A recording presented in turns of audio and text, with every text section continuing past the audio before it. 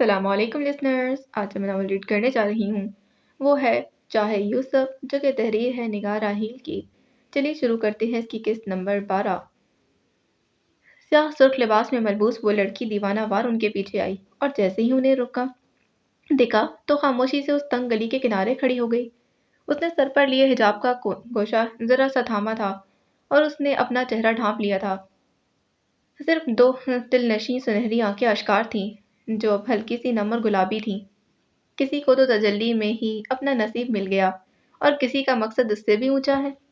وہ اس بھوری بادامی آنکھوں والے شخص کو دیکھ رہی تھی جو اپنے ساتھی سے کچھ کہہ رہا تھا۔ اس کا ساتھی دوستانہ انداز میں اس کے کندھے پر ہاتھ مار کر آگے بریڈ کی کسی دکان پر چلا گیا، لیکن وہ شخص وہیں کھڑا رہا۔ اس نے آگے قدم بڑھائے تھے اور غور سے اس شخص کو دیکھا جس کے الفاظ نے اسے کھینچ ڈالا تھا اور وہ اس کے وجود کے پیچھے نہ آئی بلکہ فی الحقیقت وہ اس کے الفاظ کے پیچھے آئی تھی۔ اسے نفس نے متاثر نہیں کیا، اسے دوست کے قول اور فعل نے اپنی طرف کھینچا تھا۔ وہ چند قدم مزید آگے بڑھی اور اگلے ہی لمحے جو منظر اس نے دیکھا اس کی آنکھوں میں ایک عجیب سی چمک اٹھی تھی۔ وہ شخص جینس کی جیبوں میں ہاتھ ڈالے چہرے پر سنجیدگی قائم کیے اوپر فضا میں کسی نادیدہ نقطے کو تک رہا تھا، لیکن اس پار کھڑا وجود کیا جانے کہ وہ وہاں کھڑا کسے محسوس کر رہا تھا۔ اس کی نگاہیں اس بات کی عینی شاہد تھیں کہ وہ اس خوبرو نوجوان نے زیر لب کچھ کہا تھا اور بس پھر ایک ہاتھ سینے پر رکھ کر آنکھیں موند لی۔ وہ کچھ قدم مزید آگے بڑھائی تھی اور اس بار اس شخص کے پیچھے موجود ایک چھوٹی سی دکان میں فانوس کی شکل کے بنائے گئے چراغ روشن اور اس کے ساتھ ساتھ مربع شکل کے موم بتی دان میوزک شیشے والے برقی انڈے کے شکل کے چراغ اور تیل کے چراغ روشن تھے۔ اس لڑکی نے خاموشی سے اقرار کیا کہ اس شخص کے چہرے کی چمک ان کے پیچھے دکان میں سجی قندیلوں کی ضیاء سے کئی بڑھ کر تھی۔ یہ کیسی روشنی تھی؟ جس کسی کو حسن دوست نظر آ گیا اس کے دل میں سورج سے فزوں تر اجالا ہے۔ اس وقت وہ ایک منفرد دل فریب اور میٹھی سی خوشبو محسوس کر رہی تھی۔ اس کا جی چاہا کہ یہ وقت تھم جائے اور وہ یوں ہی ساکت کھڑی اس شخص کو دیکھتی رہے جس کے روح پرور الفاظ نے اسے شیدائی بنا ڈالا تھا۔ وہ شخص کچھ پل وہیں کھڑا رہا اور تھوڑی دیر بعد اس کا دوست ایک پلیٹ ہاتھ میں تھامے اس کے قریب آیا تھا۔ اس پلیٹ میں بریڈ موجود تھی جس کے اندر جیم لگا تھا، ساتھ ہی ایک برتن میں سلاد پڑی تھی۔ میں نے سوچا تم بھی یہ کھا کر دیکھ لو، وہ مسکان دباتے ہوئے اس کی طرف پلیٹ بڑھاتے بولا۔ اچھا، کھا کر دیکھتا ہوں۔ خلیل ابراہیم نے پلیٹ میں سے بریڈ اٹھائی اور اسے چکھا تھا۔ کیسا لگا؟ وہ نچلا لب دباتے شرارت سے بولا۔ خلیل ایک گہری سانس لے کر سر ہلاتا رہ گیا۔ بہت اچھا ہے، مجھے تم سے یہی امید تھی، وہ طنز اور استہزاء سے کہہ کر اس کے ساتھ آگے چلنے لگا۔ وہ بریڈ اسے بالکل پسند نہ آئی، لیکن اب چونکہ وہ اس کے لیے بریڈ خرید چکا تھا تو اسے کھانی ہی پڑی۔ رزق ضائع تو نہیں کر سکتا تھا نا۔ مگر یونس کی آنکھوں نے بالآخر دوست کو پا لیا جس نے اسے اندرون ذات کا دروازہ دکھایا ہے۔ میری آگے بڑھنے لگی، لیکن اس وقت ناگہان اس کے ذہن کی پردہ گاہ میں خیال بجلی کی طرح چمک کر اترا تھا۔ اس نے اپنے ہینڈ بیگ کو تیزی سے کندھے سے اتارنے کی کوشش کی اور اسی پل وہ بیگ زمین پر گر گیا۔ وہ بے چینی سے زمین پر بیٹھی اور اس بیگ کی زپ کھول کر اس میں چیزیں ادھر ادھر کرنے لگی تھی۔ کچھ ہی سیکنڈ بعد اسے ایک چھوٹا سا کینوس، 2 پینٹ برش اور ایک رنگوں کی تختی پیلٹ مل گئے تھے۔ شکر ہے یہاں پہنچتے پہنچتے یہ بیگ کہیں کھو نہیں گیا۔ اس کے چہرے پر فوراً مسکان بکھر گئی تھی۔ وہ یہ تینوں چیزیں ایک ہاتھ میں تھامے دوسرے ہاتھ میں بیگ کندھے پر لٹکاتی اس آدمی کے پیچھے دوبارہ لپکی۔ مصر کے اس بازار میں مستانوں کی طرح اس کا پیچھا کر رہی تھی۔ خلیل نے یکدم رک کر پیچھے دیکھا تو وہ عین وقت پر مڑ گئی اور چہرہ حجاب کے کنارے سے ڈھانپ لیا تھا۔ کیا ہوا خلیل؟ پوچھنے والا اذلان تھا۔ کچھ نہیں، مجھے بس ایسا لگا کہ وہ آنکھیں چھوٹی کر کے ارد گرد چلتے راہ گیروں کو دیکھنے لگا۔ اس کے کچھ ہی قدموں کے فاصلے پر وہ لڑکی کسی دکان کی طرف رخ کیے منہ چھپائے کھڑی تھی۔ اس نے اسے نہیں دیکھا کہ وہ تیوریاں چڑھائے بولا، کچھ نہیں چلو، دھیمے الجھن بھرے لہجے میں کہتا وہ اس کے ساتھ چل دیا۔ میری نے ان کے پیچھے جانا چاہا مگر اس کے سامنے ملگجے لباس میں ایک کم عمر بچہ آ گیا تھا جو اب اس سے بھیک مانگ رہا تھا۔ اس وقت اسے ایک تدبیر سوچی اور چند لمحے اسے معنی خیز نگاہوں سے گھور کر گھٹنوں کے بل زمین پر بیٹھی۔ وہ بھوری شرٹ والے آدمی کو دیکھ رہے ہو؟ اس نے اسے انگریزی میں سمجھانے کی کوشش کرتے ہوئے ایک ہاتھ سے خلیل ابراہیم کی طرف اشارہ کیا۔ اس بچے نے اس جانب دیکھا پھر جواباً سر اس بات میں ہلایا۔ تم نے اس کا پیچھا کرنا ہے اور جیسے ہی وہ شخص اس بازار سے جانے لگے تم نے مجھے سیدھا آ کر بتانا ہے اور اسے یہ کینوس دے دینا ہے، ٹھیک ہے؟ وہ ہر لفظ توڑ توڑ کر ادا کرتی اسے کینوس دکھا رہی تھی۔ اس بچے نے تبھی ایک دو بار چٹکی بجائی۔ وہ اس کا اشارہ سمجھ گئی تھی۔ چند روپے بیگ سے نکال کر اس نے اس کے سامنے لہرائے۔ وہ بچہ ان نوٹوں کو لینے لگا تو اس نے فوراً سے ہاتھ پیچھے کر لیا۔ یہ تمہیں تب ملیں گے جب کام ہو جائے گا، سمجھ آئی؟ وہ مسکرا کر اس بات میں سر ہلانے کے بعد اس شخص کے پیچھے چلا گیا تھا۔ میری کچھ پل وہیں بیٹھی رہی، پھر زمین سے اٹھ کر بیگ کندھے سے لٹکا کر تیز قدموں کے ساتھ وہیں لوٹی جہاں سے وہ بھاگ کر یہاں آئی تھی۔ تیرے عشق نے مجھ کو مجھی سے چھین لیا، مجھے تیری طلب ہے، صرف تیری۔ وہاں اسی دکان کے سامنے ایمیلیا پریشانی سے حواس باختہ ہوتی ہر گزرنے والے شخص سے میری کے بارے میں پوچھ رہی تھی۔ وہ فکر مندی سے مسافروں کو اس کا حلیہ بتاتی، اس امید سے کہ کسی نے تو اس کو دیکھا ہوگا، لیکن کسی کو اس کے متعلق کچھ معلوم نہیں تھا۔ وہ ایک گہری سانس لے کر اس کی جانب بڑھی۔ اسے آتا دیکھ ایمیلیا کی جان میں جان آئی۔ میری، کہاں چلی گئی تھی تم؟ تم نے تو مجھے ڈرا دیا۔ کہاں گئی تھی تم؟ اور یہ تمہارے ہونٹ پر کیا ہوا ہے؟ یہ تو چھل گیا ہے۔ وہ تفکر سے بولی تو میری نے اس کی بات کاٹ دی۔ کچھ نہیں ہوا، میں ٹھیک ہوں۔ وہ تو ایک دم کسی چیز سے ٹکرا گئی تب ایسا ہوا۔ وہ جلد بازی میں تیز تیز سانس لیتے کہنے لگی، پھر مزید کچھ کہے بغیر اسے اپنا بیگ پکڑانے لگی۔ میرے سامان کا خیال رکھنا، میں آتی ہوں۔ اور پلٹنے ہی لگی کہ تبھی وہ بلند آواز میں اکتاہٹ، پریشانی، ناسمجھی اور تشویش سے بولی، کہاں جا رہی ہو؟ میری نے ایک سرسری نگاہ اس پر ڈالی۔ بس آتی ہوں نا، تم اتنی دیر میں کچھ کھا پی لو۔ وہ مسکرا کر بولی، میری چیزوں کا خیال رکھنا۔ اور ایک بار پھر اسے یاد دلایا، اچھا ٹھیک ہے، انہیں کہاں لے جا رہی ہو؟ اس کا اشارہ کینوس اور پینٹ کی جانب تھا۔ ایک بہت ہی خوبصورت نظارہ اس کینوس پر پینٹ کرنے جا رہی ہوں۔ اس نے چمکتی آنکھوں کے ساتھ اسے دیکھتے جواب دیا، اوہ میں بھی چلتی ہوں نا تمہارے ساتھ۔ وہ اس کے ساتھ آنے لگی تھی تو میری نے مضبوطی سے اسے دونوں ہاتھوں سے رک جانے کا اشارہ کیا۔ نہیں، تم یہیں رکو گی۔ اس کے ایبرو ناسمجھی میں سکڑ گئے تھے۔ اگر تم میرے ساتھ ہوگی تو میں اپنا کام توجہ سے نہیں کر سکوں گی۔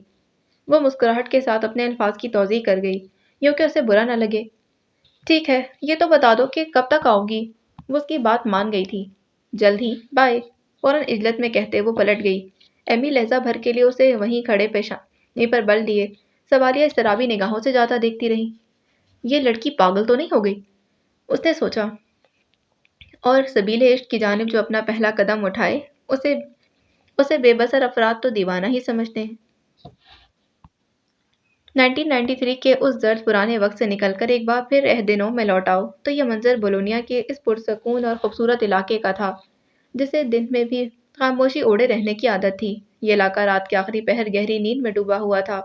دور کہیں کسی گھر سے آتی گھڑیال کی دھیمی ہلکی سی آواز، تنگ گلیوں میں چھائی ہلکی سی نمی، بڑی ٹھنڈک، درختوں کے پتوں سے ٹپکتی اوس۔ اپریل کے مہینے میں یورپ کے کچھ حصے بشمول اٹلی میں راتیں ٹھنڈی ہوتی ہیں، اسی لیے عام طور پر درجہ حرارت قدرے نیچے چلے جانے کے باعث فضا میں موجود بھاپ ٹھنڈی ہو کر پانی کی ننھی بوندوں میں بدل جاتی ہے۔ ایسے میں اس تنگ موچی دار گلی کے اس خوبصورت سے اوس درجے کے گھر میں نگاہ دوڑاؤ تو نیچے والے پوشن کے ایک کمرے کا دروازہ بند تھا۔ اس کمرے کے دروازے کے نیچے موجود لکیر سے اندر جھانکو تو وہاں نیم اندھیرا تھا اور وہ لڑکی بستر پر اونی چادر اوڑھے نیند کی وادیوں میں سرگرداں تھی۔ سنگل بیڈ کے ساتھ پڑی سائڈ ٹیبل پر کچھ کتابیں بکھری تھیں۔ وہ یقیناً سونے سے پہلے نصاب سے وابستہ چند کتابوں کا جائزہ لے رہی تھی۔ اس کمرے سے نکل کر اب کچھ قدم لاؤنج کے آگے بڑھاؤ تو نور نساء کے کمرے کے مخالف موجود اس کمرے میں دیکھو تو اس کمرے کا دروازہ بھی پورا بند تھا۔ اس کمرے کے اندر ایک نائٹ لیمپ اپنی سنہری نرم روشنی ہر طرف پھیلانے میں مصروف تھا۔ اس کی مدھم روشنی اس کمرے کی کھڑکی جس پر پردے ہٹے تھے سے باہر جھانک رہی تھی۔ یہاں پر زیادہ سامان نہیں تھا، صرف ایک سنگل بیڈ، سائڈ ٹیبل اور اس پر سجا لیمپ۔ بیڈ کے سائڈ ہی اس فرش پر جائے نماز بچھائے مؤدب سے انداز میں بیٹھا جس کو ٹھنڈک کے باعث قالین سے ڈھکا گیا تھا۔ اے خالق، بے شک تو ہی تمام جہانوں اور اس میں موجود ہر شے کو تخلیق کرنے والا ہے۔ سفید سادہ سے لباس میں ملبوس کندھے جھکائے وہ دونوں ہاتھ گھٹنوں پر جمائے دھیمی آواز میں بولے تھے، میں تیرے رسول پاک صلی اللہ علیہ وآلہ وسلم کا امتی تیرے حضور آج پھر ایک بار یہی التجا کرتا ہوں کہ مجھے میرا یوسف دلا دے۔ اس نے بے حد محبت اور مؤدب سے انداز میں اپنے سینے پر ہاتھ رکھا۔ آج میں پھر اسی مقام پر آ پہنچا ہوں جہاں میں نے اپنے یوسف کو کھویا تھا۔ ہاتھ سینے سے ہٹاتے ہوئے انہوں نے اوپر چھت کو تکا۔ میں نے کسی سے سنا تھا، جو شخص ہم سے بچھڑ جاتا ہے جہاں بچھڑتا ہے اسی مقام پر واپس ملتا ہے جہاں وہ ہم سے کھو گیا ہو۔ کمرے کی کھڑکی سے ہلکا سا ہوا کا جھونکا آیا تھا جس نے موجود عطر لیلاک اندر پھیلے عطر تجلی کے ساتھ گھل مل گیا تھا۔ در حقیقت لیلاک کے پھولوں کی میٹھی نرم خوشبو بھی عطر تجلی کا ہی ایک روپ تھی۔ یہاں باقی گھروں کی طرح اس گھر کے باغیچے میں بھی لیلاک کھلے تھے، جس کی گہری اور میٹھی خوشبو دل کو مسحور کرتی تھی۔ تو الباری ہے، ہم سب کا اصل، تو نے ہی تو ہمیں اس دنیا میں بسایا ہے، تو ہی ہر شے کو عدم سے وجود میں لانے والا ہے۔ تیرے لیے تو میرے یوسف کو لوٹانا مشکل نہیں، تو پھر اتنی تاخیر کیوں؟ انہوں نے اللہ کے حضور دعا کے لیے اٹھائے گئے ہاتھوں سے اپنے چہرے کو ڈھانپ لیا، وہ خاموش آنسو بہا رہے تھے۔ اے المصور، بے شک تو نے ہم سب کو بہترین تقویم پر پیدا کیا، اس پر ہم تیرا جتنا شکر ادا کریں وہ کم ہے۔ تیری مصوری در حقیقت ہم سب کو تیری طرف بلانے کے لیے ہی ہے۔ میں تیرے حضور کسی قسم کی ناشکری نہیں کر رہا، میں تو صرف فریاد کر رہا ہوں، اسے میرا شکوہ بھی نہ سمجھ، اور اگر یہ حقیقتاً شکوہ ہے تو مجھے معاف فرما، تو الغفار ہے، ہم سب کو اکثر معاف کرنے والا۔ وہ سسکا، مجھے آج بھی وہ دن یاد ہے جب مجھے اپنے یوسف کے گمشدہ ہو جانے کی خبر ملی تھی۔ اس وقت کافی دیر کے لیے میں مایوس ہو گیا تھا، مجھے لگا میرا یوسف کبھی مجھے نہیں ملے گا، لیکن پھر مجھے یاد آیا کہ تیرا ایک نام القہار بھی تو ہے، وہ جو تمام معاملات پر قابو رکھتا ہے، وہ جس کی ہر شے ہر مخلوق عطا کرتی۔ اسی لیے میرے یوسف کا کھو جانا بھی تیرے ہی ہاتھ میں ہے، اور اس کا مل جانا بھی تیرے ہی ہاتھ میں ہے، اور ہم سب تیرے ہی تو غلام ہیں۔ ان کی آنکھیں اشکبار تھیں، جسم اور سر جھکا تھا، اس کے آگے جس کی بارگاہ میں ہر ذی روح کو جھکنا ہے، چاہتے ہوئے بھی اور نہ چاہتے ہوئے بھی۔ بس اسی لیے میں اب نا امید نہیں ہوتا، چونکہ تیرے قابو میں ہر شے ہے، اسی لیے میں تجھ سے یہ التجا کرتا ہوں کہ اب اس بوڑھے کو مزید نہ آزما۔ آہستہ آہستہ ہمت ختم ہونے لگی ہے، وہ سر ہتھیلی پر ٹکائے پھوٹ پھوٹ کر رونے لگے تھے۔ اے الوہاب، بے شک تو ہی بہت بہت دینے والا ہے، تو ہی ہے جو ہر انسان کو بغیر کسی شرائط کے بے حساب تحفے نعمتیں اور رحمتیں عطا کرتا ہے۔ یوسف بھی تیری طرف سے دیا گیا ایک تحفہ تھا، جسے تو نے اپنی رضا کے مطابق واپس لے لیا۔ تیرے لیے تو اس تحفے کو واپس لوٹانا ناممکن نہیں۔ ہوا کا ایک اور جھونکا آیا، لیکن اس بار اس میں خوشبوئے لیلاک کے ساتھ ایک اور خوشبو بھی تھی، ہجر کے اختتام کی خوشبو۔ تو الرزاق ہے، ہر ایک کا رزق تیرے ہی ہاتھ میں ہے، اولاد بھی تو رزق کی ہوتی ہے، تو نے رزق کا وعدہ کیا ہے، میں جانتا ہوں تو میرے یوسف سے ضرور ملا دے گا۔ اس دنیا سے رخصت ہونے سے پہلے میں صرف ایک بار اپنے یوسف کا چہرہ دیکھنا چاہتا ہوں۔ انہیں ایک دم اپنے اعصاب بے حد ہلکے پھلکے محسوس ہونے لگے۔ بے شک تو الفتاح ہے، ہر بند دروازے کو کھولنے والا، تیرے پاس تیرے خزانوں کی چابیاں ہیں، تیرے پاس تمام خزانوں کی چابیاں ہیں، میرے اوپر وہ در کھول دے جس سے میں اپنے بیٹے کا ایک بار پھر دیدار کر سکوں۔ ایک عجیب سی مہک، عجیب سی خنکی اسے ہر سو محسوس ہونے لگی۔ اے العلی، تو جانتا ہے کتنے سالوں میں مجھے کتنی تکلیف، کتنا دکھ ملا ہے، لیکن تو اس سے بھی باخبر ہے کہ میں نے صبر کا دامن تھامے رکھا۔ مجھے نہیں معلوم اس میں تیری کیا حکمت ہے کہ اب تک میں اپنے یوسف سے نہیں مل سکا، لیکن میں جانتا ہوں ایک دن تو مجھ پر یہ آشکار کر دے گا کہ اس کی جدائی میں آخر کیا حکمت تھی۔ اب کی بار اشک ناتواں چشم کی دہلیز پر نہ آئی، اس نے پہلے کبھی محسوس نہ کیا کہ یہ احساس کافی انوکھا تھا۔ تیری ہی مٹھی میں ہر شے ہے، تو القابض ہے، میرا دل اور ہم سب کا دل تیری ہی مٹھی میں ہے۔ میرے اس دل میں کبھی مایوسی کے اندھیرے کو قائم نہ کرنا۔ میرے دل میں یہ جو احساس ہے نا کہ میرا یوسف زندہ ہے، وہ احساس بھی تو تیرا ہی پیدا کیا گیا ہے، تو نے یہ احساس بلا وجہ تو نہیں پیدا کیا۔ وہ نرم معنی خیز انداز میں نم آنکھوں سے مسکرا دیے۔ یہ احساس ہی مجھے بار بار امید دلاتا ہے کہ تو مجھے میرے یوسف سے ملوائے گا، اور اب کی بار ان کے لہجے میں کافی یقین تھا۔ انہوں نے آمین کہہ کر جائے نماز طے کرنا شروع کی۔ اس پر ٹھنڈی ہوا کی نرم آہٹ نے کھڑکی سے آ کر ان کے چہرے کو چھو لیا۔ وہ ذرا سا مسکرائے، پھر اٹھ کر کھڑکی کے پاس چلے آئے۔ سیاہ گہرے آسمان پر روشن گول چاند، اس کے گرد پھیلے چھوٹے چھوٹے تارے اور بادلوں کے مدھم ٹکڑے، وہ کئی لمحے آسمان کو دیکھتے رہے۔ آج انہیں ایسا محسوس ہو رہا تھا جیسے رب انہیں اس شخص سے ملوانے والا تھا، جسے ملنے کی دعا اور التجا وہ اتنے سالوں سے کر رہے تھے۔ وہ کیا جانے، وہ رب جس کی مٹھی میں تمام بند دروازوں کی چابیاں ہیں، وہ جس کے قابو میں تمام معاملات ہیں، اس ذات نے اس مقفل دہلیز کو وا کرنے کا فیصلہ کر لیا تھا جہاں سے عطر بہار اور وصال فشاں ہونا تھا۔ بے شک رب ذوالجلال جس کسی امر کا فیصلہ فرما دے تو وہ تقدیر بن کر جلوہ گر ہو کر ہی رہتا ہے۔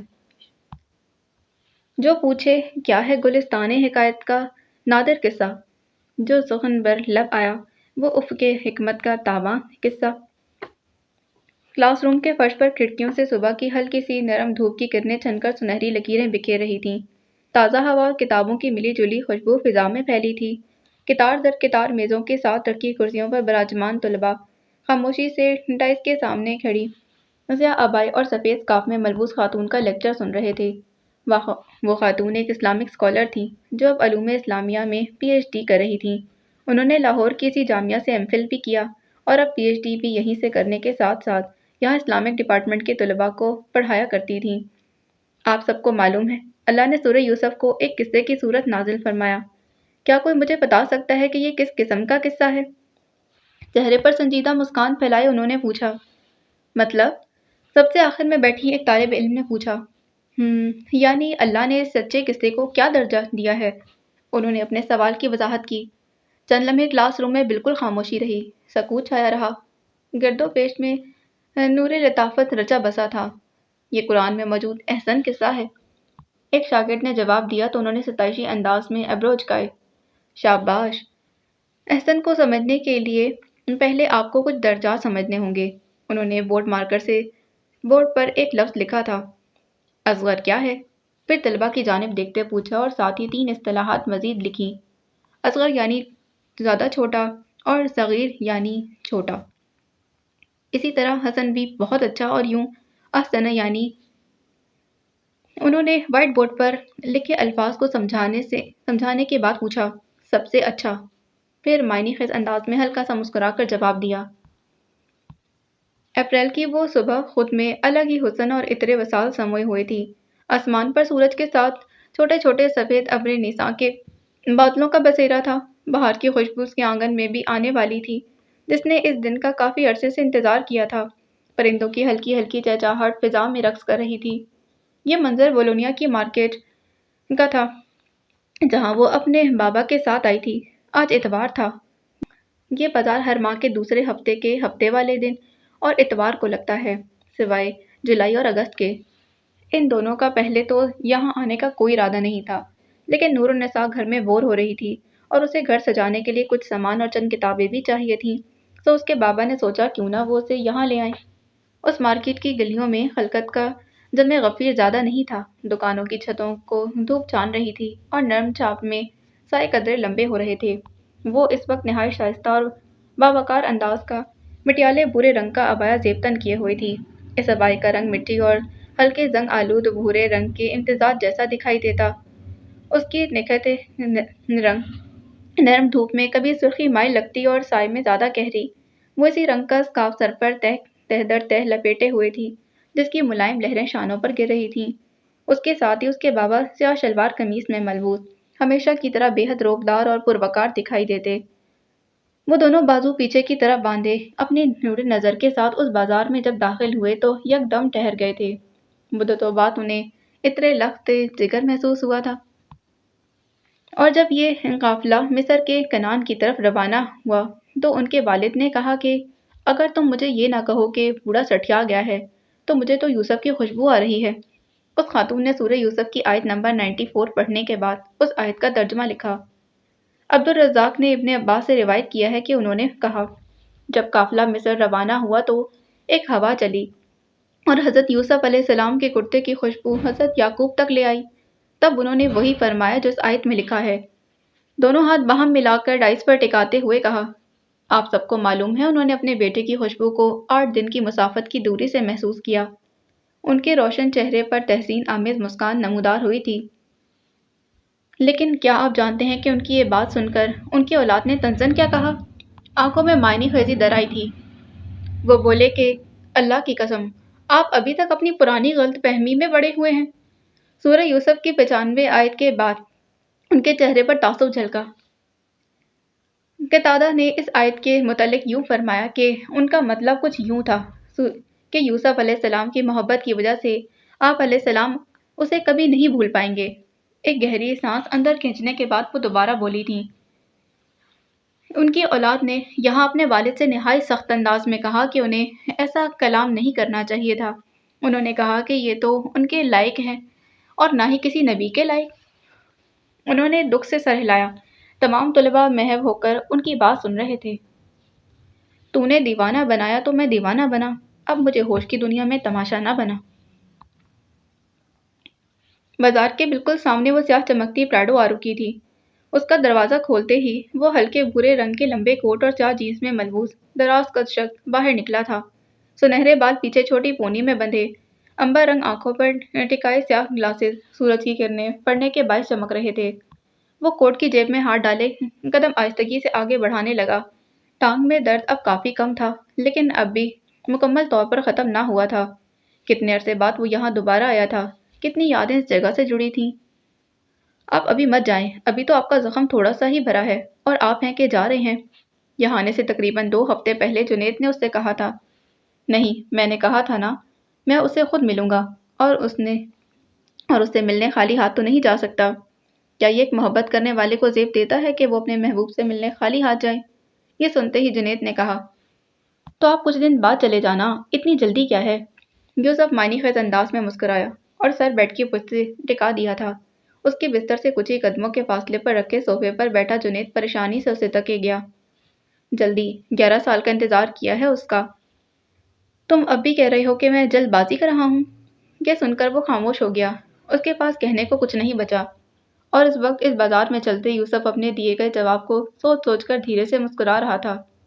यूसुफ ने कभी तसव्वुर नहीं किया था कि वो किसी की मोहब्बत में यूं दीवाना बन जाएगा। नूरनिसा के बाबा ने एक तवील सांस अंदर को खींचते हुए इस खुशबू को महसूस किया और बेकरारी से अपने सीने पर हाथ रख लिया। फिर जरा सा मुस्कुरा दिए। निगाहें अश्कालूद हो गई थीं। क्या हुआ बाबा? उसने एब्रो झुकाकर उनके कंधे पर कदरे परेशानी से हाथ रखते हुए पूछा। नूर मुझे। उन्होंने पलकें उठाकर इर्द गिर्द मुतलाशी निगाहों से देखा। क्या हुआ आपको? उसने फिर सवाल किया। पता नहीं क्यों मुझे अपने यूसुफ की खुशबू आई है। उनकी आंखों में उम्मीद की किरणें झलक रही थीं। होंठ के किनारों पर एक उदासी मुस्कान फैली थी और यूसुफ का नाम सुनते ही उसके चेहरे के तासुरात कुछ बदले थे। उसने एक सर्द निगाह इर्द गिर्द दौड़ाई, फिर उनकी जानिब मुतवज्जा हुई। क्या? यूसुफ की खुशबू? बाबा, वो भला यहाँ कैसे हो सकता है? आप भी ना। उसने बिगड़े हुए तासुरात के साथ सर झटका। वो उसकी नहीं सुन रहे थे। उनकी निगाहें हनूज उसकी तलाश में थीं। अब चलें, वो कुछ उताहट से कहते उन्हें अपने साथ आने का इशारा करते हुए आगे चलने लगी। हाँ हाँ चलो, वो गमज़दा हंसी हंसते हुए उसके साथ चल दिए। इस वक्त उनके चेहरे पर बहुत कुछ रकम था। वो क्या जाने वो जिसकी खुशबू महसूस कर रहे थे वो उनके कितना करीब पहुंच चुका था। कोई पूछे तस्कीन रूह और सकून कल्ब कहाँ, मैं कहूँ करारे दिल भी तू, राहत रूह भी तू। कुछ उलमा कराम का कहना है कि हज़रत याकूब अलैहिस्सलाम और हज़रत यूसुफ अलैहिस्सलाम के दरमियान जुदाई 40 साल तक रही।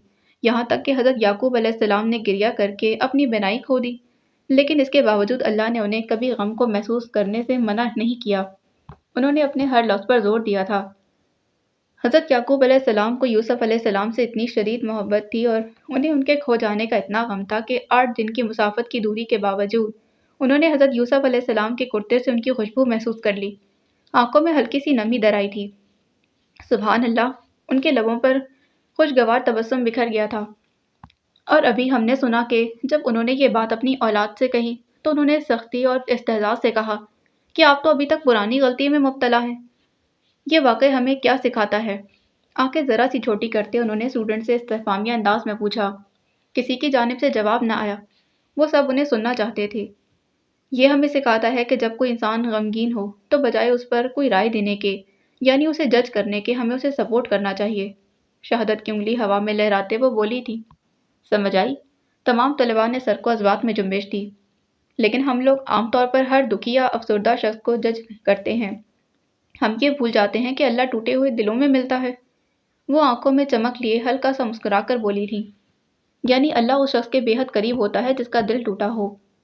और जब एक टूटा हुआ दिल जुड़ता है तो क्या होता है? उन्होंने सवालिया अंदाज में अब्रो झुकाए थे।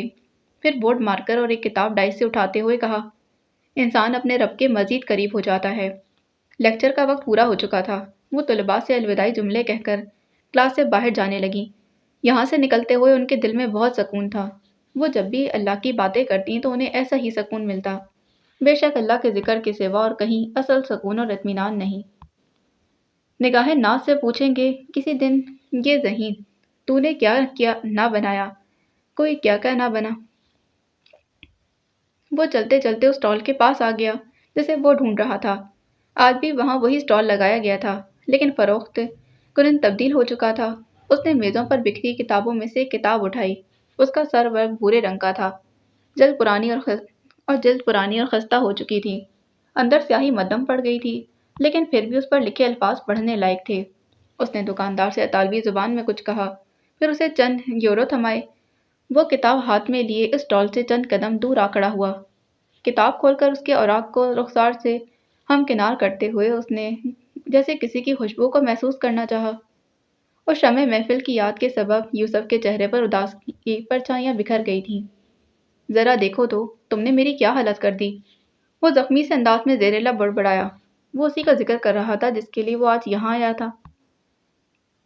گئے تو ہم داغ جفا دے دیں، مگر کیا عجب انقلاب دل نے کیا، جو ٹھہری نظر صورت ماہ رخ پر موجیں سی دل میں اٹھی کیا۔ وہ دونوں اب اس بازار کی گلیوں میں سے گزر رہے تھے۔ یہاں ہر اسٹال کے اوپر ایک پردہ سا لگا تھا جو دھوپ اور گرد و غبار سے بچانے کے لیے تھا۔ خریدار اور دکاندار کی سودا بازی کی آوازیں، لوگوں کی مسکراہٹیں اور دوسرے ممالک سے آئے سیاحوں کا موبائل فونز اور پروفیشنل کیمرہ سے ادھر ادھر کی ہر چھوٹی موٹی شے کی تصاویر بنانا، وی لاگ ریکارڈ کرنا، یہاں سب چل رہا تھا۔ لیکن ان سب کے دوران جو آواز نور النساء کے دل کو مہکا رہی تھی، وہ تھی کتابوں کے وقت پلٹنے کی ہلکی آواز۔ اس کی نگاہ ایک چھوٹے اسٹال کی جانب گئی تھی جہاں میزوں پر کئی کتابیں بکھری ہوئی تھیں، جن میں سے کچھ کی جلد پھٹ چکی تھی اور کچھ کی سیاہی مدھم پڑ چکی تھی، مگر ان پر تحریر کردہ الفاظ کی طاقت اور حسرت اور خوشبو آج کل کے دور میں بھی تاباں اور مہکتی معلوم ہوتی۔ وہ ہاتھ اٹھا کر ان کتابوں کو پکڑتے ان کے عنوان پڑھتی تو کبھی فہرست، ساتھ ساتھ ان کی قیمت پوچھتی۔ اس کے بابا اسے قدرے فاصلے پر کسی ٹوکریوں کے اسٹال پر یوں ہی کھڑے ارد گرد لوگوں کو آتا جاتا خالی خالی نگاہوں سے دیکھتے رہے۔ ایسے میں وہ جس اسٹال کے سامنے کھڑی تھی، اس سے ہی چند قدم کے فاصلے پر وہ شخص جو سیاہ آدھی آستینوں والی شرٹ، کمر پر باندھی بیلٹ اور اسی کے ہمرنگ پینٹ میں ملبوس تھا، اپنے ساتھ کھڑے انزو سے کچھ کہتا کہتا رک گیا تھا۔ وہ محض چند قدموں کی مسافت پر اسٹال کے سامنے کھڑے اس عبایا اور اسکارف میں ملبوس لڑکی کو دیکھ رہا تھا جو دکاندار سے کتابوں کے متعلق شائستگی سے پوچھ رہی تھی۔ اسے دیکھتے ہوئے ایک دم اس کے لب بچ گئے تھے، ماتھے پر بل نمودار ہوئے تھے اور آنکھوں میں سختی، حقارت اور سرد مہری کے تاثرات جھلکے تھے۔ کہاں کھو گئے؟ اس کی آنکھوں کے سامنے چٹکی بجاتے انزو نے پوچھا۔ وہ جواباً چپ رہا تھا تو اس نے اس کی نگاہوں کا پیچھا کیا اور جیسے ہی اس نے اس لڑکی کو دیکھا تو معنی خیز انداز میں مسکرایا۔ اوہ، تو یہاں یہ معاملہ چل رہا ہے؟ اس نے الیگزینڈر کو ہلکا سا کندھا مارا۔ الیگزینڈر ہنوز اسے گھور رہا تھا۔ وہ لڑکی اب اس دکاندار کو چند یوروز تھما کر ایک کتاب خریدتے ہوئے کچھ قدم چل کر آگے ایک دوسرے اسٹال میں گئی تھی جہاں فانوس، چراغ اور کچھ پرانی قدیم اشیاء موجود تھیں۔ چلیں، تم تو ایسا موقع کبھی ہاتھ سے نہیں جانے دیتے، وہ کمینی سی مسکان پھیلائے بولا۔ الیگزینڈر نے تبھی اسے سوالیہ انداز میں ابرو چکا کر دیکھا۔ کیسا موقع؟ وہ بے ساختہ ہنس دیا تھا۔ بات کرنے کا۔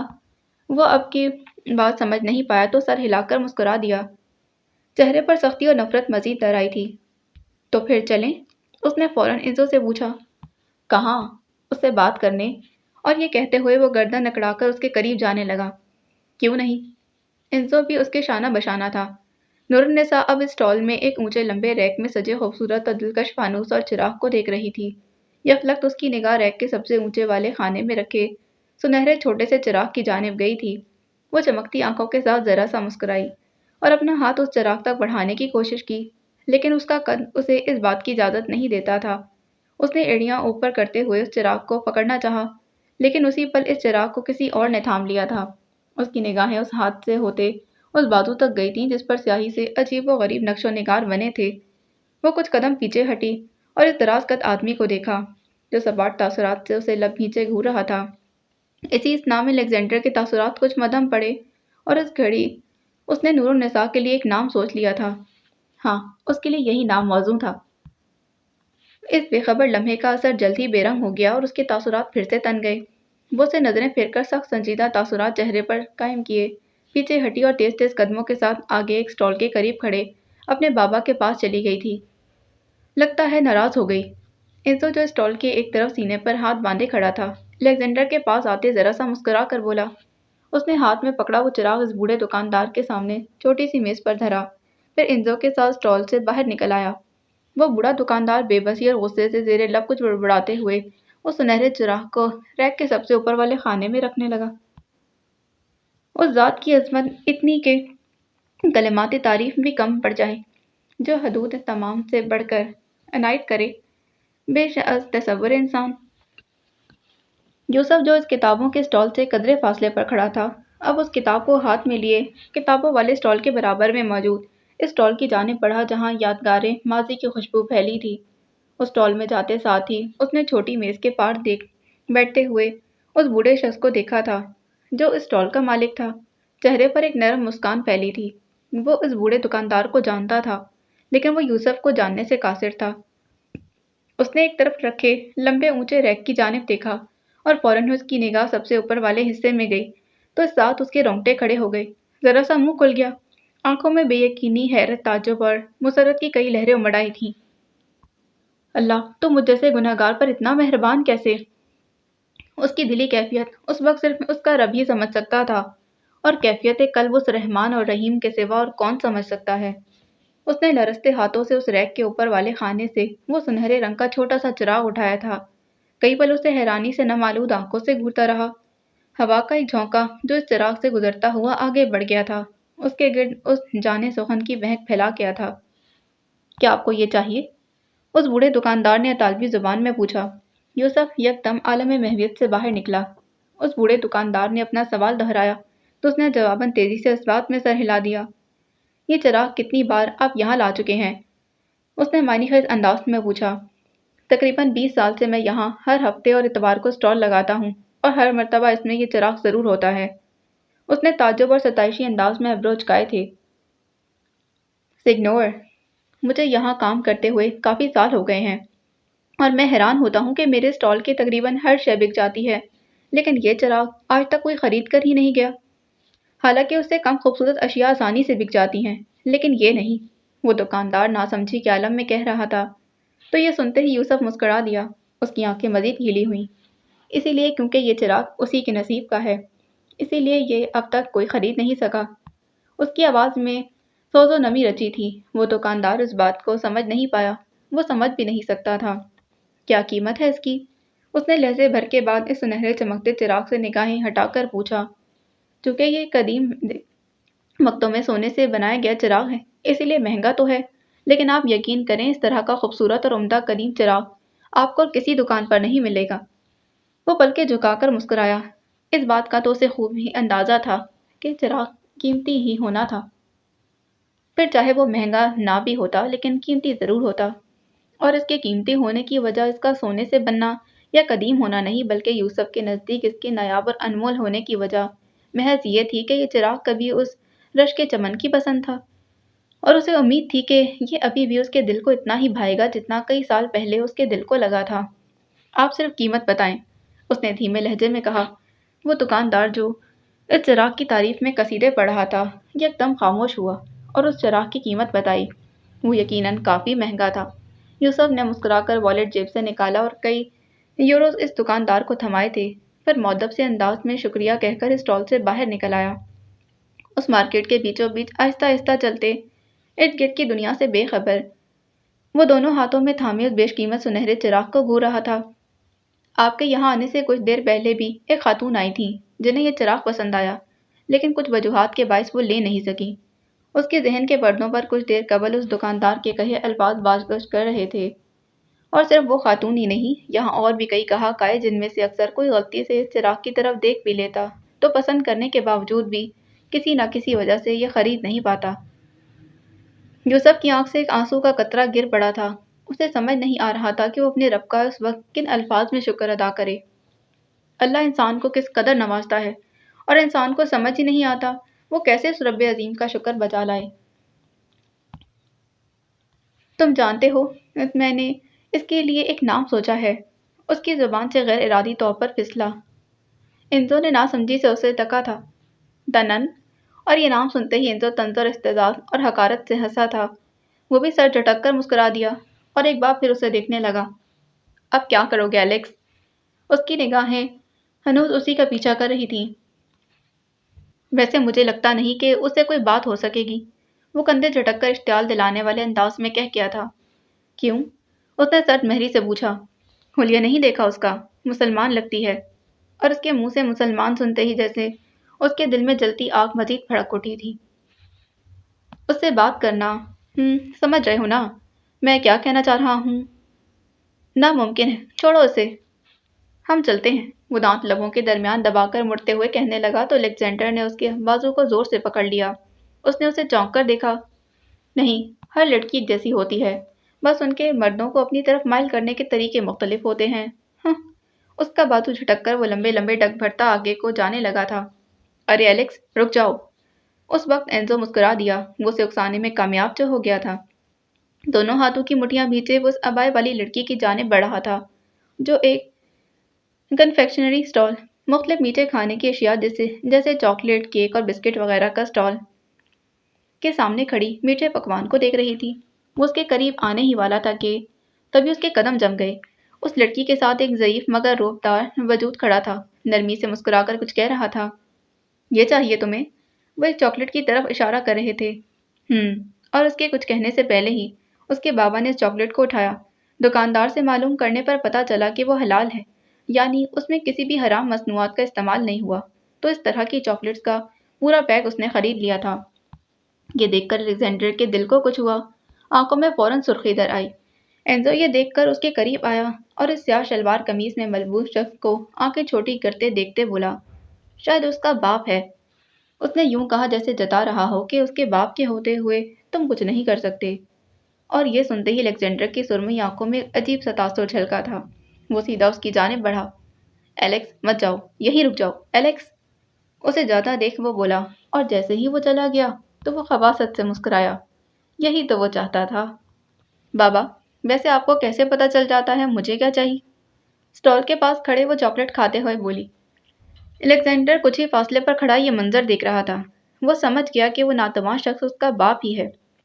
ان دونوں باپ بیٹی کو آپس میں باتیں کرتا دیکھ اس کے دل میں وہ احساس جاگا جو اکثر ہی اس کے دل میں کسی شخص کو اپنے والدین سے بات کرتا دیکھ۔ اس احساس کو اگر جلن، حسد، کرب کا نام دیا جائے تو غلط نہیں، اگر اسے احساس کمتری بھی کہا جائے تو یہ بھی درست ہے۔ باپ ہوں تمہارا، یہ کوئی پوچھنے والی بات ہے؟ وہ جواباً مسکراتے ہوئے کچھ کہنے لگی، لیکن تبھی اس نے دیکھا کہ اس کے باپ کے چہرے پر پھیلی نرمی بالکل مان پڑ گئی۔ انہوں نے درستی سے اپنا ہاتھ اس کی جانب بڑھایا۔ وہ کچھ سمجھ نہ سکی، اسے ایک دم کسی کے کراہنے کی آواز آئی تھی، اور یہ سب صرف کچھ ہی منٹوں میں ہوا تھا۔ اسے اس سب کی توقع نہیں تھی۔ وہ اسٹال میں رکھی میز کے ساتھ لپکی اور اس نے دیکھا کہ وہی سرمئی آنکھوں والا شخص جو اسے فانوس اور چراغ کے اسٹال پر ملا تھا، اس کا بازو اس کے بابا نے مضبوطی سے جکڑ رکھا تھا۔ کراہنے کی آواز اسی شخص کی تھی۔ وہ سمجھ گئی تھی کہ وہ آدمی کسی ارادے سے نور النساء کی جانب بڑھا تھا، اور اسی ارادے کو بھانپ کر جب اس نے نور النساء کی جانب ہاتھ بڑھایا تو وہ بھی اس کے بابا کے سامنے، تو اس کے بابا نے اسے اپنے سنگین ارادوں میں کامیاب ہونے سے روک دیا تھا۔ "Stay in your limits, you scoundrel!" اپنی حدود میں رہو، اوباش لڑکے! اس کا بازو پیچھے کی طرف دھکیلتے جب اس شخص نے تیزی سے اس عمر رسیدہ آدمی کو پیچھے کی طرف دھکا دینا چاہا تو انہوں نے الیگزینڈر کے گال پر ایک زوردار تھپڑ رسید کر دیا، پھر سخت درست لہجے میں تقریباً غرائے۔ الیگزینڈر کا سانس پھولنے لگا، سر جھکائے وہ حواس باختگی کے عالم میں زمین کو تیکھی نگاہوں سے گھورتا رہا۔ اس وقت وہ سمجھ نہیں سکا کہ اس کے ساتھ ابھی ہوا کیا ہے۔ کم از کم وہ اس تھپڑ کی توقع نہیں کر رہا تھا۔ ارد گرد چلتے لوگ کچھ پل کے لیے رک گئے تھے۔ مٹھائی کی دکان کا مالک بھی سہم کر اس منظر کو دیکھ رہا تھا۔ کچھ پل بعد الیگزینڈر نے بھی ہاتھ اٹھانے کی کوشش کی، لیکن نہ جانے کسی احساس کے تحت وہ اس بوڑھے وجود پر ہاتھ نہیں اٹھا پایا تھا۔ شاید وہ شخص اس قدر رعبدار تھا کہ اس پر ہاتھ اٹھانے کے لیے اسے کافی ہمت درکار تھی۔ بلکہ ہمت نہیں، اسے ضعیف آدمی پر ہاتھ اٹھانے کے لیے انسانیت کے درجے سے نیچے گرنا پڑتا۔ اور اگر تمہیں اپنی حدود میں رہنا نہیں آتا تو کوئی بات نہیں، میرے پاس اور بھی کئی طریقے ہیں تمہیں تمہاری حدود یاد دلانے کے۔ شہادت کی انگلی سے اسے تنبیہ کرتے وہ آدمی تحکم سے بولا اور اپنے پیچھے کھڑی نور النساء کو اپنے ساتھ آنے کا اشارہ کیا۔ وہ خاموشی سے سر جھکائے اپنے بابا کے ساتھ چل دی۔ اس کے وہاں سے جاتے ہوئے الیگزینڈر نے ایک زہر خون سنگین نگاہ نور النساء پر ڈالی تھی، اور انہی نظروں سے وہ ان دونوں کو جاتا دیکھتا رہا۔ ان دونوں میں سے کسی ایک نے بھی اسے مڑ کر نہیں دیکھا۔ जब वो दोनों उसकी नज़रों से ओझल हो गए तो उसने एक सख्त घूरी इर्द गिर्द खड़े तमाशाइयों पर डाली, फिर सुलगते हुए आगे चला गया। वो इस बाजार के काफ़ी आगे जा खड़ा हुआ था जहाँ लोगों की तादाद कदरे कम थी। उसने यकायक अपना गाल छुआ। इस कठार बुड्ढे की इतनी हिम्मत! उसने दोनों हाथ की मुट्ठी भींचते हुए सर झटका था और मुंह ही मुंह में उसे और उस पुरएतमाद लड़की को गाली दी। उसका गुस्सा इस वक्त आसमान को छू रहा था। एलेक्स, तुम ठीक हो ना? एंजो उसे ढूंढता हुआ उसके पास आया तो उसका जी चाहा वो उसका सर फाड़ दे। उसने जैसे ही अपने हाथ उसके कंधे पर रखने चाहे, उसने पूरी कुवत से उसका हाथ मरोड़ दिया। छोड़ो मुझे, वो कर्ब से बोला। शायद अलेक्जेंडर अपना सारा गुस्सा उस पर निकालने वाला था। मैं तुम्हें मना भी कर रहा था, उससे दूर रहो, लेकिन तुम हो के सुनते ही नहीं।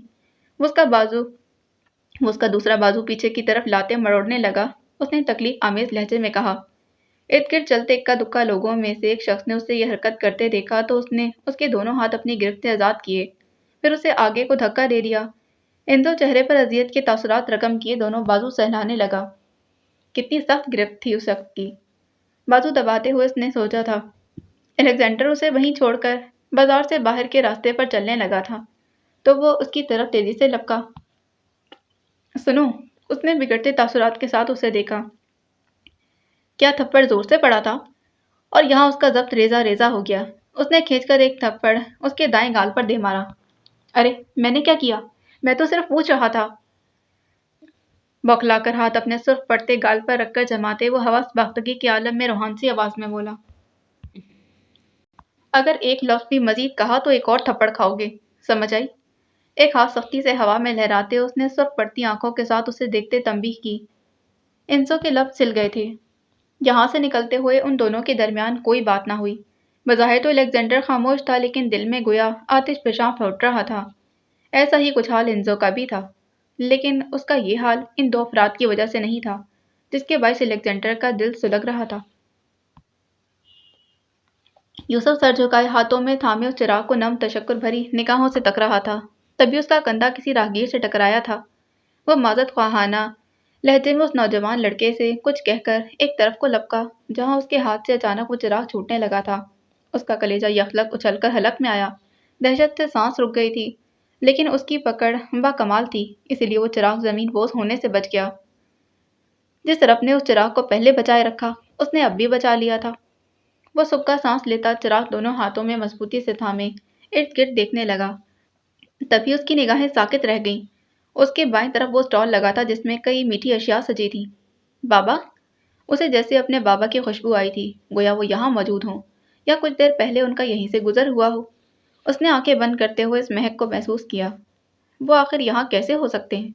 उसने अफसरदा से अंदाज में खुद कलामी की, फिर आंखें खोली और सर झटक कर इस मिठाइयों की दुकान की जानिब बढ़ गया था।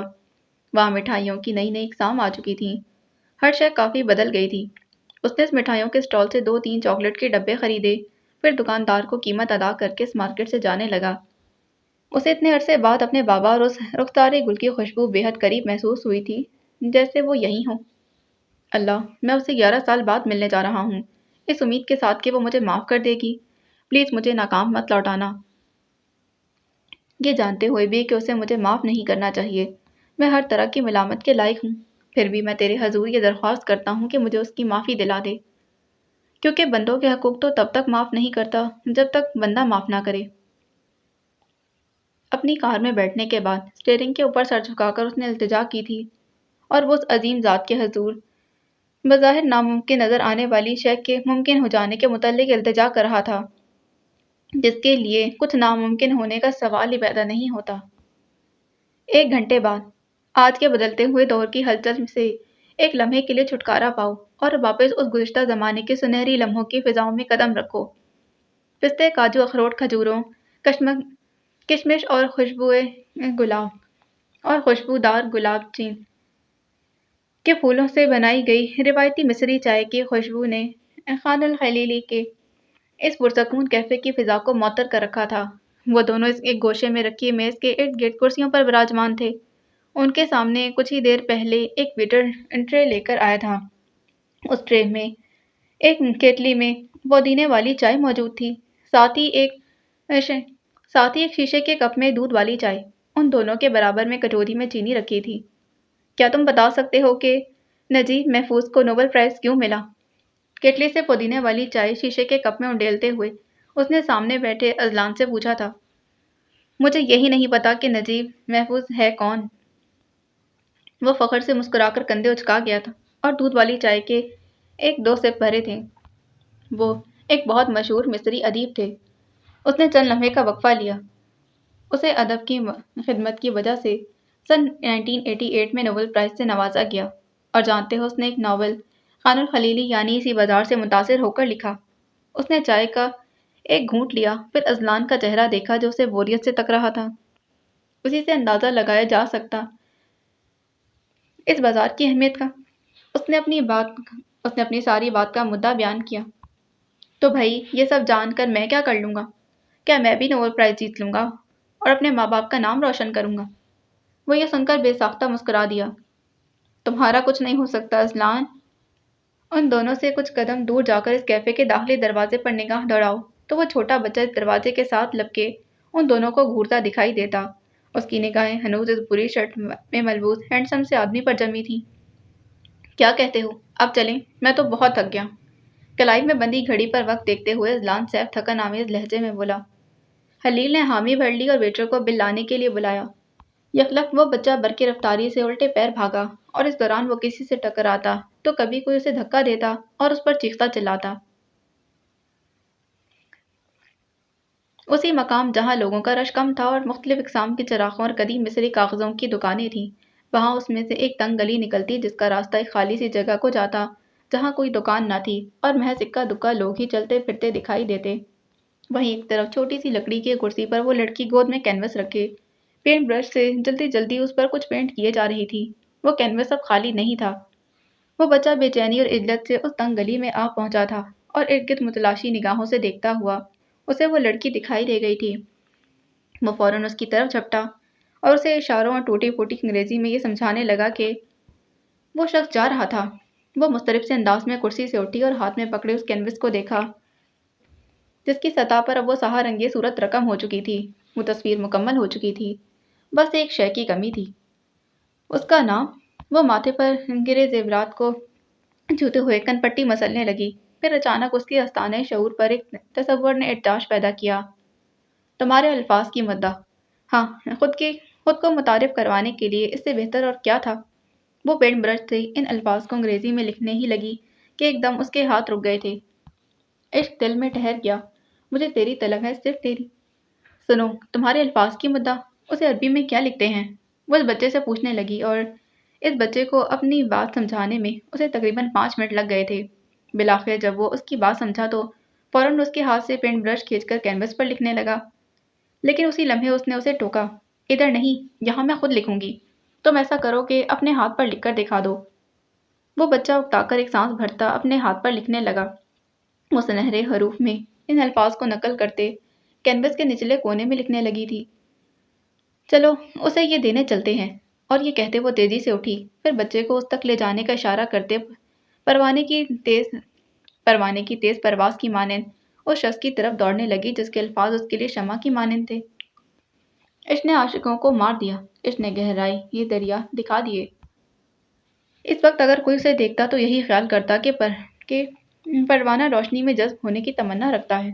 وہ دیوانہ وار بھاگ رہی تھی، شاید اس کی جوتی بھی گھس گئی تھی، لیکن وہ تو محض پرشتاب دوڑ رہی تھی۔ جیسے جیسے لمحے گزر رہے تھے ویسے ویسے اس کی بے قراری میں اضافہ ہوتا گیا تھا۔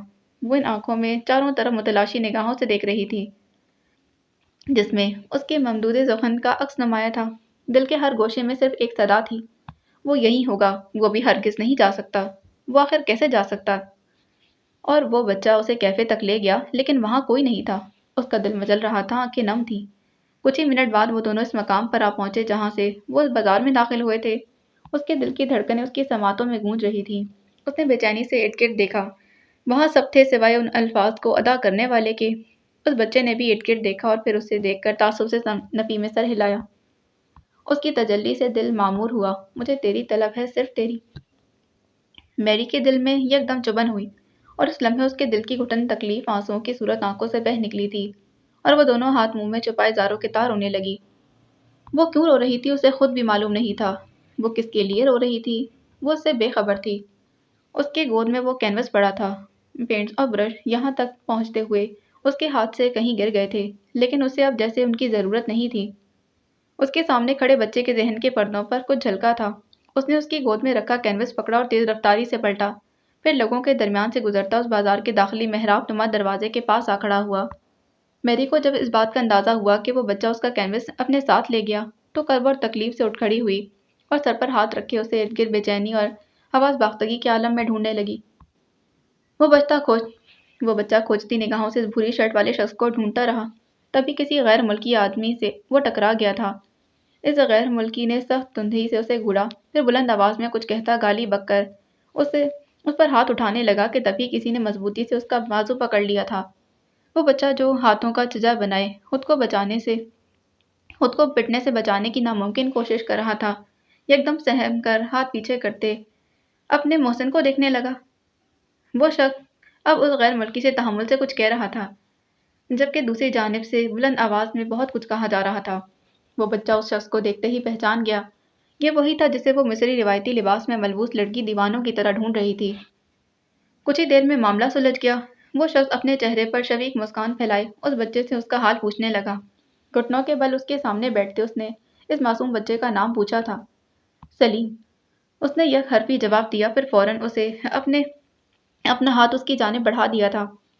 ارے یہ تو بہت پیارا نام ہے، اس نے کہتے ہوئے اس کے ہاتھ سے وہ کینوس لیا اور اس کینوس پر بنی تصویر کو دیکھتے یکایک اس کی آنکھیں پھیل گئی تھیں۔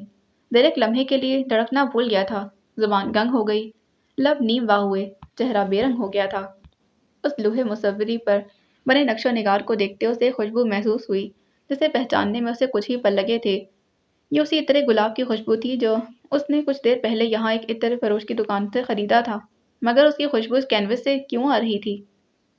وہ کیا جانے، یہ خوشبو تو اس شخص کی وجہ سے تھی جس نے اس تصویر لوح پر وہ خوبصورت نقش و نگار بنائے تھے، اور خلیل ابراہیم اس بات سے بے خبر تھا کہ یہ عطر گل اس کی قلب ہستی پر دھیرے دھیرے چھا رہا تھا۔ نور النساء نے ٹیکسی میں بیٹھتے ہی اپنے بابا کو دیکھا جو سر جھکائے تیوریاں چڑھائے اپنے اس ہاتھ کو دیکھ رہے تھے جس سے انہوں نے کچھ دیر قبل اس شخص کا گال سرخ کیا تھا جو بری نیت سے ان کی بیٹی کی جانب آیا تھا۔ انہیں اپنا یہ ہاتھ آج بے حد بھاری محسوس ہو رہا تھا۔ اس کے ساتھ ساتھ دل پر بھی عجیب بوجھ سا محسوس ہو رہا تھا۔ کیا یہ بوجھ اس وجہ سے تھا کہ انہوں نے اس اوباش لڑکے کو تھپڑ مارا؟ ہرگز نہیں، بلکہ یہ بھاری پن تو شاید اس احساس کی دین تھی جو انسان کے دل پر اس وقت اترتا ہے جب کوئی اپنا، کوئی خاص، کوئی دل عزیز حاصل ہو کر بھی ایک بار پھر فاصلوں کی نظر ہو جائے۔ مثال کے بعد فراق کے موسم میں دوبارہ جاگنا کیسا لگتا ہے؟ آپ ٹھیک تو ہیں نا بابا؟ اس نے بکھرے بکھرے سے شخص سے پوچھا۔ پتہ نہیں، وہ چہرے کے سامنے ہتھیلی پھیلائے ہنوز اسے ہی دیکھ رہے تھے۔ لہجہ بھر کے بعد انہوں نے ڈرائیور کو چلنے کا کہا تھا۔ وہ جواباً سر ذرا سا اس بات میں ہلا کر اٹلی کی موچی دار سڑکوں پر ٹیکسی کو رواں دواں چلانے لگا۔ نور، کھڑکی سے باہر وسیع چوک میں موجود کسی قلعہ نما مینار کو دیکھتے انہوں نے اس سے پکارا۔ جی، اس نے ہلکے سے ابروچ کھا کر فوراً انہیں دیکھا۔ وہ یہی تو چاہتی تھی کہ وہ کچھ کہیں، لیکن وہ تو بازار سے نکل کر بالکل خاموش ہو گئے تھے، اور نور النساء کو لگ رہا تھا کہ شاید وہ وہاں ہونے والے واقعے کے باعث خاموش ہیں، لیکن جلد ہی اس کی غلط فہمی دور ہو گئی تھی۔ مجھے آج وہاں یوسف کی خوشبو آئی، ایسا لگا جیسے وہ میرے بہت قریب ہو، بے حد قریب۔ انہوں نے شہادت کی انگلی سینے پر ٹکاتے ہوئے گہرے اور معنی خیز انداز میں کہا۔ اف، یوسف یوسف، بابا آپ ہر وقت یوسف کا ہی ذکر کیوں کرتے ہیں؟ وہ جا چکا ہے، آپ کے لیے تو بس یوسف ہی سب کچھ ہے۔ وہ نہیں جانتی تھی کہ ایک دم اسے کیا ہو گیا۔ آخر کے الفاظ ادا کرتے اس نے اپنی آواز تھوڑی نیچے کی تھی، شاید وہ تھوڑا اونچا بول گئی تھی۔ اس کے بابا نے تعجب سے اسے دیکھا۔ تمہیں کیا ہو گیا ہے نور؟ اس نے شرمندہ سا ہو کر نظریں جھکا لی۔ ایک منٹ، ذرا سوچ لینے دو۔ ان کی آنکھوں میں کچھ چمکا۔ میری ٹورے نظر کو کہیں یوسف سے جلن تو نہیں ہو رہی؟ اور یہ کہتے ہوئے ان کے لبوں کے کنارے پر ہلکی سی مسکان جھلکی تھی۔ جلن؟ اور مجھے؟ نو وے! اس نے حتمی لہجے میں قدرے چلا کر کہا، پھر ایک گہری سانس اندر کو کھینچ کر سیٹ کی پل سے ٹیک لگائی تھی اور کھڑکی سے باہر سڑک کے دونوں جانب موجود قطار در قطار محرابی راہداریوں یعنی پورٹیکوز کو تکنے لگی تھی۔ انہوں نے نرمی سے اس کے سر پر ہاتھ پھیرا تو اس نے چہرہ موڑ کر ان کی طرف دیکھا اور کچھ کہنے کے لیے لب کھولے۔ دیکھیں بابا، माना کہ میں آپ کی سگی اولاد نہیں، لیکن اس کا مطلب یہ تو نہیں نا کہ آپ ہر وقت یوسف کا ہی ذکر کر کے مجھے یہ احساس دلائیں کہ آپ کی سگی اولاد نہیں ہوں میں، بلکہ یوسف ہے، اس نے بہت تیز لہجے میں کہا۔ اس کے بابا اس کی توقع نہیں کر رہے تھے۔ کچھ پل کے لیے ان کے لب سل گئے تھے۔ نورالنساء کو ایک بار پھر اپنے کہے الفاظ پر پچھتاوا ہونے لگا۔ بھلا انسان کچھ کہنے سے پہلے ہی یہ کیوں نہیں سوچ لیتا کہ اس کے الفاظ سے کس کو تکلیف ہوئی ہوگی یا نہیں، یوں دوسرا تکلیف سے بچ جائے اور وہ خود پچھتاوے سے بچ جائے۔ یہ منظر لاہور کے ایک مہنگے ترین ہوٹل کا تھا، جس کے سویٹ میں وہ عورت چھوٹے سنہرے بالوں کی اونچی پونی بنائے بغیر آستینوں والی چھوٹی سی شرٹ اور جینس میں ملبوس، صوفے پر ٹانگ جمائے فون کان سے لگائے کسی کو کال کر رہی تھی۔ دوسری جانب پہلی رنگ پر ہی فون اٹھا لیا گیا۔ ڈڈ the job get done Stacy? کیا کام ہو گیا اسٹیسی؟ امریکی لہجے میں ایک مردانہ آواز فون سے سنائی دی۔ اس نے یہ سنتے ہی گہری سانس اندر کو کھینچی۔ چہرے پر چلاک شاطرانہ اور کمینی سی مسکان پھیلی تھی۔ اس نے ڈائریکٹ کسی پر کوئی بات نہیں کی، لیکن ہم اس کی باتوں کو توڑ مروڑ کر اپنا کام نکال سکتے ہیں۔ ساتھ صوفے پر رکھے پرس سے ایک سگریٹ نکالتے اس نے سنجیدہ لہجے میں کہا۔ کیا اس نے یہ کہا کہ اسلام میں عورتوں کو مارنے کی اجازت ہے؟ دوسری جانب قدرے بے چینی سے پوچھا گیا۔ نہیں، اسٹیسی نے سگریٹ جلا کر خاصی سہولت سے کہا۔ اس نے روایتی اسکالرز کے خلاف کچھ کہا؟ سگریٹ کو منہ کے قریب کرتے اس نے جواب دیا۔ اس نے ان کے خلاف کچھ نہیں کہا۔ دوسری جانب اضطراب مزید بڑھ گیا تھا۔ کیا اس نے ان علماء کے نظریے کی تردید کی؟ سگریٹ کا زہریلا دھواں ہر سو پھیل گیا تھا۔ نہیں، اس نے ایک بار پھر یک حرفی جواب دیا۔ تو پھر تم اس کی باتوں کو کیسے ہمارے فائدے کے لیے استعمال کرو گی؟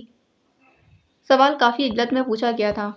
اسٹیسی صوفے سے اٹھی اور اس سویٹ کی بڑی اونچی کھڑکی کی طرف بڑھی۔ یہ تو مجھ پر چھوڑ دو چارلز، مجھے لوگوں اور ان کے الفاظ کو مینیپولیٹ کرنا آتا ہے۔ اس نے فاتحانہ انداز میں بھویں اچکائی تھی، چہرے پر ایک مکار سی مسکان پھیلی تھی۔ یہ تو مجھے معلوم ہے، بلکہ صرف مجھے ہی نہیں، سر ہنری بھی اس بات سے بخوبی واقف ہیں۔ تبھی تو انہوں نے اس کام کے لیے تمہیں چنا۔ چارلز کی بات سنتے ہی اسٹیسی کہکا لگا کر ہنس دی تھی۔ کمرے میں رچی گمراہی کی رائحہ عطر تجلی پر غالب آنے کی صحیح کرنے میں مصروف تھی، مگر کیا اس تاریکی کی مہک میں اتنی قوت تھی کہ وہ حق و نور کی خوشبو پر غالب آ جاتی؟ باقی اگلی قسط میں جانے سے پہلے چینل کو سبسکرائب کریں، ویڈیو کو لائک کریں، بیل آئیکن کو پریس کرنا ہرگز نہیں بھولنا، تاکہ ہر نئے آنے والے ناول کی اپڈیٹ آپ کو ملتی رہے۔ ملتے ہیں اس کی اگلی قسط میں۔ اللہ حافظ۔